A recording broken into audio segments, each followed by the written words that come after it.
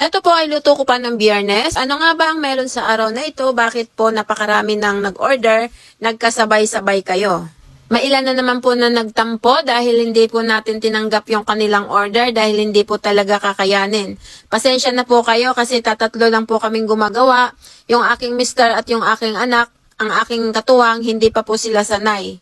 Masaya po ako, napakasarap po sa pakiramdam na lumakas po ng ganito ang aming mga produkto. Hindi po pala biro ang mag-reply ng maraming comments at maraming PM. Bukod po kasi dito sa Facebook, mayroon din po ako sa TikTok na mga naghihintay ng sagot. Malaking trabaho po pala ang pagsagot sa mga tanong ninyo dito sa comments at sa PM. Pag kinaral ko po yung pagsagot sa inyo, hindi naman po ako makakagawa ng aming mga pa-order. Kaya salamat po sa mga nakakaunawa at sa mga nagtampo, pasensya na po kayo. Mahirap na masarap ang ganitong trabaho, mahirap dahil lagi kang kulang sa tulog. Masarap din lalo pag nalaman mo na nagustuhan ng iyong mga suki, na iyong mga customer ang iyong luto. Nakakataba ng puso, masaya pong malaman na ang aming mga gawang kakanin ay pinanririgalo po ninyo sa mga kilalang tao, sa mga doktor ninyo, sa inyong mga teachers. Kaya kahit mahirap, lagi po akong ganadong magluto dahil alam ko na marami na naman na makakatikim ng aming mga gawang kakanin, ng aming mga luto. At mas ganado po ako magluto sa araw na yan dahil alam ko na ang aking kakanin ay makakarating sa bahay ng isang sikat na tao. Kilalang tao dito sa Bulacan at hindi lang sa Bulacan kundi sa buong Pilipinas at baka nga sa ibang bansa pa.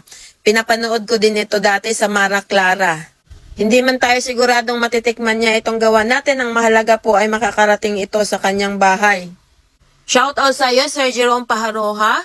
Ang order niya po ay 2-in-1 na puto cake at bibingkang malagkit, palitaw de leche, 4-in-1 na kakanin at yung palabok. Hindi na po talaga ako tumatanggap ng palabok, pero dahil sinabi niyong dadalhin sa bahay ni Gob Daniel Fernando ay hindi na po ako nagdalawang isip na tanggapin ito. Ito po yung kanyang order, ang ating 2-in-1 na bibingkang malagkit at puto cake. Ito po ay 650, 14 inches po na bilao. Dalawang bilao po yung kanyang in-order at ang iba po ay yung 4-in-1 na biko yema, puto cake, bibingkang malagkit at yung ating sapin-sapin. Buti na lang panghapon yung order ni Sir Jerome at panghuli silang nag-pick up.